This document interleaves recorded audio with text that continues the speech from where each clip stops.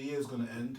We only have like a month or so left of the decade. To tell the truth, so we thought, why not we just like, I don't know, like just discuss football in this decade, especially the PL, and then just like go through different things. We're gonna talk about like, we're gonna try to come up with like a unified, no, Yeah. like one a consensus, like a team of the decade that we all agree on. We're gonna talk about our team's highlights, lowlights, like best signings, worst signing, all that other shit for the decade. So that's what this whole episode is gonna be all about. So yeah, so should we begin? By the way, we've been doing this shit, like always, like what's your top 3 this, top 5 this, top 10 this. So we always we just brought it to football. Yeah. So this is like a staple, like top 3, top 5 rappers alive, all that. On everything. Shit. So yeah, we're gonna do that with football this year. So alright, so we're gonna start with the Premier League team of the decade. So I'm gonna rattle off names for each position. So let's first agree on the formation. Are we all going 4-4-3? 4-3-3.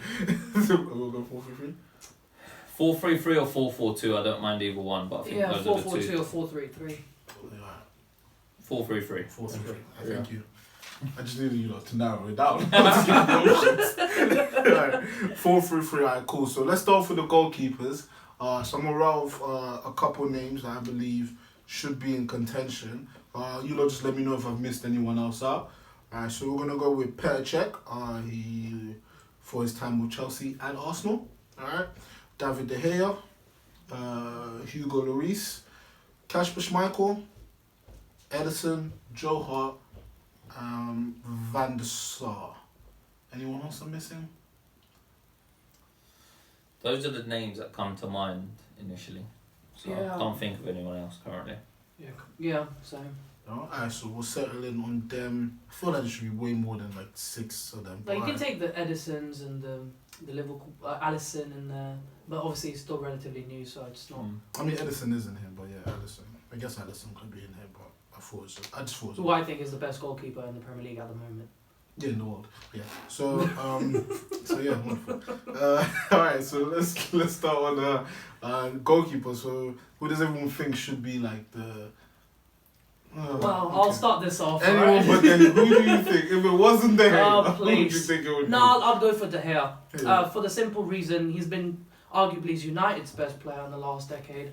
Very consistent, and I know he's for the last year or so he's been very off par and hasn't been very good at all. But however, we can't overlook the fact that he's been in the team of the year for like 5 seasons in a row or something like that. He's been United's one of the most consistent best players in the past decade, so I'd go for David De Gea. Great showstopper, great stats, makes a lot of wonder saves, and yeah, overall he's very good. So I'd go for David De Gea. I think it's a hard one. This is difficult because initially I'm thinking Cech and Van der Sar, but then I'm looking at their performances based on before the decade rather than this decade. Yeah, because I think Cech in his prime, like to me that's the best, my favourite goalkeeper in the Premier League ever. Yeah, I think I probably agree with you. In like if we're looking at overall out of those guys in their prime, who would I want most in net? Petr Cech. But if we're looking at it for the decade, like De Gea, I get where you're coming from. I'd probably put De Gea in there. But then if we're doing just who's in their prime was a better keeper, I'd go Petr Cech. And I think because of that, I know we're supposed to be doing it for the decade, but I know his prime years have been before this decade. Yeah. But Petr Cech for me in that regard. So is that who you're picking? Do you know what? If we're doing it, it's hard one because, like I said, before the decade, his performances before then, Petr Cech. But if I'm sticking to the point of the decade, stick to the decade, yes. De Gea. De Gea. De Gea for the decade. Alright, so no shout for like Edison or Joe Hart, something like that. No, because they've come onto the scene for recently. They've come into the scene for. I'm looking at the whole decade. So I'm looking at De Gea's longevity and what he's achieved over that decade. I'd put his performances over the decade. If you're telling me who would I pick right now, who's the better keeper currently, then yeah, I'd give it to them, man. But if you would say who's the better keeper over the decade, De Gea. Who's the better keeper over 20 years? Cech. But if it's the decade, give it to Big Spanish Dave, man. Yeah, I want to argue, but I don't really have much of an argument. I think it probably is De Gea. I'm looking at this list. Lloris is a bum, so he'll never get in there. Won a World Cup. I don't care. He's a bum. Too many errors. Too many errors. So yeah, I think De Gea is probably the best shot. I think everyone could unanimously agree that Yeah. the best goalkeeper in the last 10 years has been David De Gea. So yes, David De Gea, you go into our team. Next we have centre backs. So from the choosing we have John Terry, Rio Ferdinand, Nemanja Vidic, Virgil van Dijk, David Luiz, Gary Cahill, Jan Vertonghen, Laurent Koscielny, Vincent Kompany, and Toby Alderweireld. I'm guessing we're all gonna put the same one in there. I don't Go on. see Start with your two. Please centre- enlighten yeah, us. yeah, please. Vincent. I don't know if you man are all in agreement that Vincent has to be in this team. Okay. The other one next to him. Sorry, list off the names again. No problem, my friend. We got We've got John Terry, Rio Ferdinand, Nemanja Vidic, Virgil van Dijk, David Luiz, Gary Cahill, Jan Vertonghen, Laurent Koscielny, Vincent Kompany, and Toby Alderweireld. Again, it's so hot because if we're going before the decade, then it would be Why different. does it keep going back before Because the decade? because a lot of these guys are on the cusp, man. Like Rio, if you're talking Rio from 2009 onwards. Look, I'll go for Vidic. Vidic will be in there for me personally. I thought he was one of the best centre backs in the world at that time.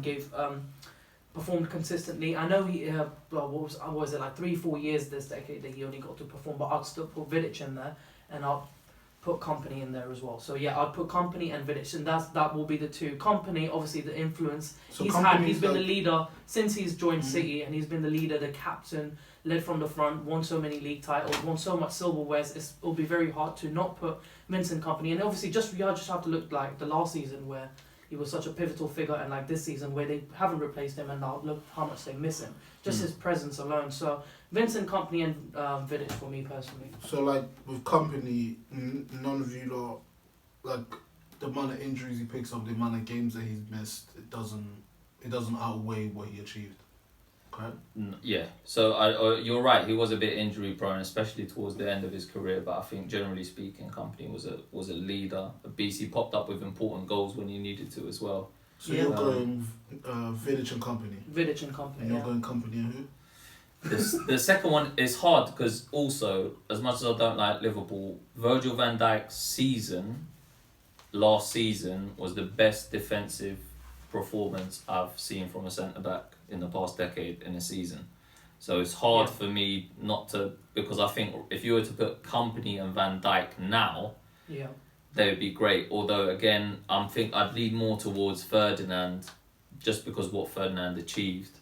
So it would either Over Vidic. They're two very different. Ferdinand was bad at it. yeah. I think Ferdinand read the game really well. He was a ball playing centre back. So I'd probably go Kompany and Ferdinand.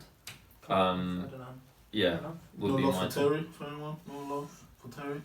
Terry was captain Chelsea. He was an amazing centre back, but I think he won 3 Premier Leagues in this decade. he's an amazing centre back. But I feel like I'd have to take out Kompany. I need Ferdinand in there as my ball playing. I want some like. But I swear you started off by saying one person we will all agree on Kompany. No, but yeah, that's why I put Kompany in there, because I put Kompany over Terry. Yeah. But the reason why is just because I'm trying to like build my team where there's a bit of contrast between the two. my two centre backs. Yeah, They're going to be out there playing. they're gonna be out there playing like this. Alright. I think my selection probably would be Kompany. I'll go with Kompany. And yeah, no, I'm picking the only defender to win the PFA Player of the Year. With me, I'm picking Kompany and Virgil, baby. It's the only defender to win the PFA Player of the Year. Fair enough. And then you said like Virgil, and so far this season, no, it's just like last season, but it seems like he's just started where he left off last season. Liverpool still look assured at the back. Virgil is still playing a massive role. And whoever he plays with, like that's one of the other things about Virgil van Dijk. Whoever he plays with, it doesn't matter who he's paired up next at the back with, he makes them look better. Yeah. Like whether that's Joe Gomez, whether that's Matip, whether that is what's that guy? Lovren. Like it just doesn't matter who plays alongside Virgil van Dijk, they just look better. And that's The thing, I'm shouting Virgil, but I'm not gonna fight for Virgil purely because I have other Liverpool players that I wanna put a fight up for. So I don't mind if we don't keep him. I'm not gonna fight all that hard for him, purely because there's other players in this list I'll fight for more. I don't want to keep fighting for. So Liverpool companies are players given. Yeah, I don't want to keep fighting for Liverpool players everywhere. So I'm gonna strategically pick who I fight for. So if we wanted to pick somebody else, then I'm not gonna fight for Virgil. Okay, because I picked Ferdinand over Vidic, so I don't know. You guys need to decide between Ferdinand and Vidic. I think Vidic, if we're going with company, who would be the best? Wasn't he like in 11? Was it the 11 season where he was like the player of the year for Manchester United? Vidic was an animal. He'd get his head on everything. He was a great tackler of the game. But at the end of the day, for me, I think Ferdinand was a better all-round defender. He was a better passer of the ball. He could play from the back. He started a lot of our plays. He was pacey. He could read the game. He tackled well. He was physical. It's funny how when we're talking about Van Bissaka and all of a sudden we're just saying, yeah, but like he's such a good defensive player, best defensive, and that's what you want from your defensive player. And now all of a sudden we're talking about all round game. Well, Ferdinand was a fantastic defensive player as well. Yeah. So for me personally, I'd go Ferdinand over. I'm gonna rule. Settle this. I'm gonna rule. We're going with Ferdinand. Ferdinand was better than Vidic, so I'm going with Ferdinand. Alright, so we got a centre back. So far we got goalkeeper David De Gea, centre back to Company and Ferdinand.